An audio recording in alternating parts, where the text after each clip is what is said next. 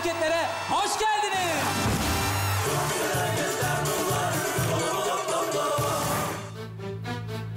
Selamlar abi. Oğlum küçük Emrah harbi küçükmüş lan. Küçüğüm ama çok acılıyım be abi. Abi acılıyım lan, nasıl acılısın ya? Böyle cin biber. Halkın nabzını unutan Benimle Tartışma programına hoş geldiniz efendim. Hadi diyelim ki gidildi Ay'a. Ya bunun kime ne faydası var? Bana bir söyleyin ya. Ne demek ne faydası var? Yakında Mars'a da gidilecek. Mars'a gideceğim. Ben bayramda koya gidemedim koya.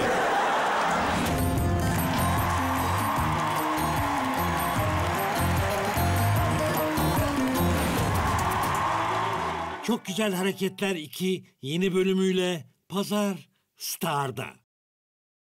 Çok güzel hareketler bunlar. Başlıyor şimdi mutlu.